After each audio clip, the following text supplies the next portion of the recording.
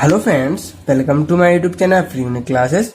तो फ्रेंड, जैसे कि हम एनसीईआरटी मैथ क्लास 9वीं अर्थात क्लास 9th का जो फर्स्ट चैप्टर संख्या पद्धति नंबर सिस्टम के बारे में पढ़ रहे हैं और उसमें हमने कुछ डेफिनेशंस को कवर कर लिया है। जैसे कि पढ़ लिया है कि प्राकृत संख्या क्या होती हैं, पूर्ण संख्या क्या होती हैं और पूर्णांक क्या होते हैं। इन सबको हमने अच्छे से समझ लिया है। तो यदि इससे पहले वाली वीडियो को अगर आपने नहीं देखा है क्लास 9th एनसीईआरटी मैथ की और जो संख्या पद्धति से रिलेटिव है, तो ऊपर आ रहे आई बटन से जाकर देख सकते हैं, नहीं तो इस वीडियो को जो लिंक है मैं डिस्क्रिप्शन में दे दूंगा, जहां से जाकर आप इसको देख सकते हैं। तो फ्रेंड्स, अब हम समझ लेते हैं इसकी जो चौथी डेफिनेशन है वो क्या है। परिमेय संख्या। परिमेय संख्या इन्हें हम रीजनल नंबर भी कहते हैं। रीजनल नंबर, ठीक है, इसे कहते हैं हम रीजनल नंबर। तो परिमेय संख्या क्या होती हैं? ऐसी संख्या जिन्हें हम P बटे Q के रूप में लिख सकते हैं या लिखा जा सकता है, उन्हें ही हम परिमेय संख्या कहते हैं। जहां P और Q दो पूर्णांक हैं। तो पूर्णांक क्या होते हैं? जैसे कि मैंने आपको बताया कि संख्या रेखा के राइट हैंड साइड धनात्मक पूर्णांक होते हैं तथा संख्या रेखा के या शून्य के ऋणात्मक पूर्णांक होते हैं, इस प्रकार से। तो इन्हें कहते हैं हम पूर्णांक। ठीक है, तो पूर्णांक और हमने क्या समझा है कि परिमेय संख्या। परिमेय संख्या क्या बताया है कि परिमेय संख्या के अंतर्गत बताया है कि ऐसी संख्या होती हैं जिन्हें हम P बटे Q के फॉर्म में लिख सकते हैं, रूप में लिख सकते हैं। तो जैसे कि हम जानते हैं कि मान के चलिए आप 3/5 जो एक दूसरे को ना काट सकें, उन्हें ही हम क्या कहते हैं? परिमेय संख्या। ऐसा भी आप समझ सकते हैं। और जहां देखिए यहाँ क्या है, पूर्णांक लिए हैं, पूर्ण संख्या लिए हैं। देखिए यहाँ पर 3 है, यहाँ भी पूर्णांक है, धन पूर्णांक है और ये भी धन पूर्णांक। तो देखिए ऊपर वाले को हम कहते हैं अंश, जैसे कि आप जानते होंगे, और नीचे कहते हैं हर। हर कैसे कहते हैं? क्योंकि हल माने क्या होता है, खेत में जो चलता है उसको हम हल कहते हैं। इसको ट्रिक से भी याद कर सकते हैं। ऊपर अंश है और यदि आप ऐसा भी समझ सकते हैं कि 90 एंगल होता है, यहाँ पर ऊपर क्या लगता है? अंश लगता है। तो इस प्रकार से भी समझ सकते हैं, अंश बटे हर। तो हर क्या होता है? हर नीचे को कहते हैं क्योंकि जो खेत में हल चलता है, इसलिए हल से क्या बना है? हर।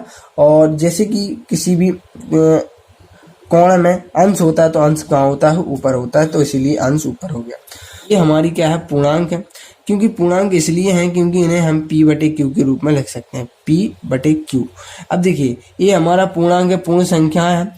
अब पूर्णांक तो है, जहां बताया है कि इन्हें हम परिमेय संख्या के रूप में लिख सकते हैं, मतलब P बटे Q के फॉर्म में लिख सकते हैं, लेकिन जो Q है, नीचे की संख्या है, हर है, वो डज नॉट इक्वल टू 0 हो। मतलब ए क्या है? 0 के बराबर नहीं हो, डज नॉट इक्वल टू 0। मतलब यहाँ पर देखिए 5 है, ए डज नॉट इक्वल टू 0, अर्थात ये 0 के बराबर नहीं। यदि यहाँ पर मान के चलिए, ये इसलिए कहते हैं क्योंकि यदि हम 3/0 करते हैं तो आप जानते हैं किसी भी संख्या में हम 0 का भाग देंगे तो वह संख्या 0 हो जाएगी। तो 0 हो जाएगी ना, इसलिए इसे हम P बटे Q के फॉर्म में नहीं लिख सकते हैं। और P बटे Q के फॉर्म में नहीं लिख सकते हैं तो फिर ये हमारी परिमेय संख्या नहीं है। इसलिए हम इसको, इसलिए इन्होंने बताया है कि जो Q है डज नॉट इक्वल टू 0 होना चाहिए। तो यही होती है परिमेय संख्या, जिन्हें हम P बटे Q के फॉर्म में लिख सकते हैं। तो जैसे कि आप समझ सकते हैं, जैसे कि यहाँ बताया है 3/5, 8/3 या 4। अब आप कहेंगे 4 कैसे हुई परिमेय संख्या? क्योंकि किसी भी परिमेय संख्या को हम P बटे Q के फॉर्म में लिख सकते हैं।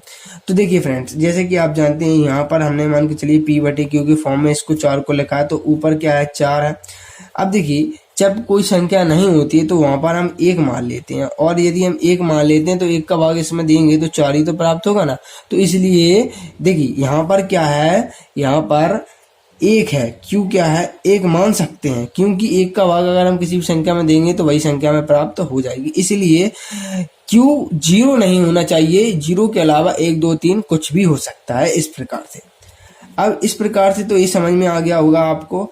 अब और समझ लेते हैं, जैसे कि √36।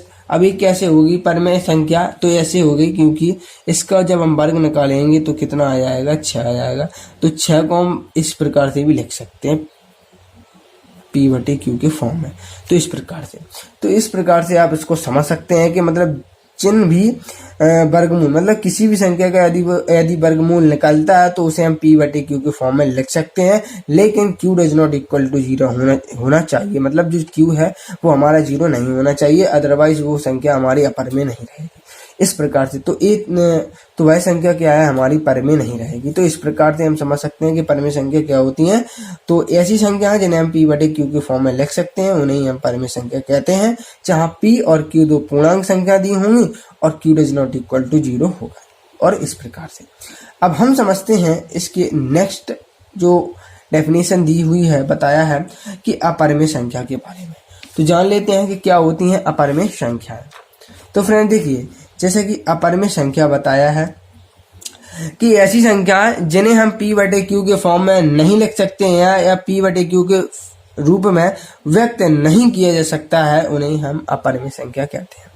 अब p/q के फॉर्म में, तो जैसे कि हमने क्या समझाया कि दो पूर्णांक दिए होंगे, ठीक है, उन्हें हम p/q के फॉर्म में लिख सकते हैं, p/q के फॉर्म में, जहां q does not equal to 0 होता है। तो ये तो हमारी परमेय संख्या की डेफिनेशन है। लेकिन यहाँ बताया है अपरमेय संख्या के बारे में। तो देख लेते हैं अपरमेय संख्या के बारे में बता दिया है। बताया कि इन्हें p/q के फॉर्म में नहीं लिख सकते हैं। क्यों नहीं लिख सकते हैं? देखिए, पाई आपको विशेष तौर पर ध्यान रखना है, क्योंकि एक अपरमेय संख्या है और एग्जाम में हमेशा पूछ ली जाती है कि पाई क्या है, तो ये अपरमेय संख्या है हमेशा से। अब देखिए, इसमें एक का भाग देंगे तो भी पाई आएगी, ठीक है। तो लेकिन पाई रियल में अपरमेय संख्या है। अब करनी 3, अब कहें कि आप करनी 3 क्या है? करनी 3 एक हमारी अपरमेय संख्या है और इसके बटे में यदि आप 1 करेंगे तो भी करनी 3 आएगा। अब आप कहेंगे करनी 3 में से कुछ बाहर निकल सकता है, तो नहीं निकल सकता है ना। इसका मान हो सकता है कुछ 0.28 इस प्रकार से हो सकता है। तो जब भी इस प्रकार का मान दिया हो तो उसे हम कहते हैं अपरमेय, ठीक है। तो अपरमेय संख्या है करनी 3, करनी 5, करनी 7, इस प्रकार से करनी 11, 15, इस सब हमारी क्या है, जो या 20 संख्याएं जिनका हम करनी करें और उनमें से कोई पूर्ण संख्या प्राप्त ना हो, उसे ही हम कहते हैं अपरमेय संख्या। इस प्रकार से भी आप इसको समझ सकते हैं। तो जैसे कि हमारे यहाँ दशमलव में भी संख्या दी हुई है और ये भी दशमलव में संख्या दी हो और दशमलव के बाद यदि 2 गई हो वो संख्या, मतलब दशमलव के बाद अंत तक गई हो वह संख्या, तो उस संख्या को हम क्या कहते हैं, अपरमेय संख्या कहते हैं। इस प्रकार से ये होता है। अब फ्रेंड्स, इसके बाद जैसे कि हमने पढ़ लिया है परमेय संख्या, अपरमेय संख्या, और अब हम पढ़ेंगे वास्तविक संख्याएं क्या होती हैं। तो वास्तविक संख्याओं को हम कहते हैं रियल नंबर्स। तो रियल नंबर क्या होते हैं? अब फ्रेंड देखिए, रियल नंबर का मतलब क्या होगा कि सभी परमेय तथा अपरमेय संख्याओं के मिलने से प्राप्त संख्याएं वास्तविक संख्याएं कहलाती हैं और इन्हें हम आर से प्रदर्शित करते हैं, क्योंकि इंग्लिश में इन्हें कहते हैं रियल नंबर। तो रियल नंबर मीन्स रियल, तो रियल का मीन्स क्या होगा, यहाँ आर आया ना, तो आर कैपिटल आर से हमने प्रदर्शित कर दिया, तो इन्हें कहते हैं हम रियल नंबर। और रियल नंबर क्या होती हैं कि सभी अपरमेय आ जाए और सभी परमेय संख्या आ जाए।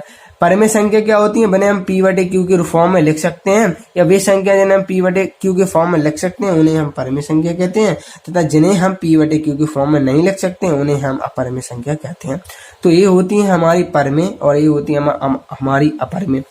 तथा परमेय और अपरमेय संख्याओं को जब हम मिला देते हैं तो हमें प्राप्त होती हैं वास्तविक संख्याएं या रियल। तो फ्रेंड देखिए, जैसे कि यहाँ पर बताया है कि आर क्या है, रियल नंबर है, और रियल नंबर में देखिए 1, 2, 3, तो ये हमारी मान के चलिए क्या होगी, हमारी परमेय संख्या, और ये होगी हमारी अपरमेय संख्या।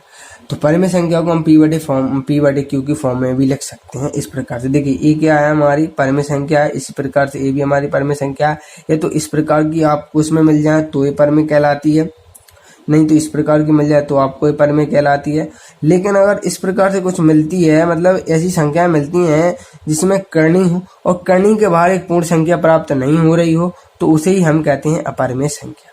तो इस प्रकार जैसे करनी 5, करनी 23 आदि, तो इस प्रकार से इन्हें हम कहते हैं परमेय, अपरमेय और वास्तविक संख्या।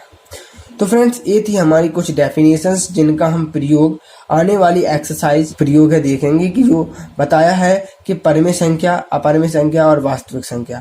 तो फ्रेंड, इन सबको हम प्रश्नावली तथा उदाहरणों में समझेंगे, उदाहरणों में बताया गया है और इनका हम यूज देखेंगे। इसलिए आपको पहले ये डेफिनेशन अच्छे से कवर होनी चाहिए, अर्थात इनको आपको अच्छे से आना चाहिए। यदि इन डेफिनेशंस को आप अच्छे से कवर कर लेते हैं तो आने वाली जो प्रश्नावली है आपके लिए बहुत ही सरल होने वाली है। तो फ्रेंड्स, अगर चैनल पर नए हो तो प्लीज़ चैनल को सब्सक्राइब कर लेना, जिससे आने वाली जितनी भी नई वीडियोस हैं उनकी नोटिफिकेशन आप तक पहुंच रहे। तो फ्रेंड्स, मिलते हैं नेक्स्ट वीडियो में, और नेक्स्ट वीडियो में हम समझेंगे कुछ और डेफिनेशंस। ठीक है, तो मिलते हैं नेक्स्ट वीडियो में।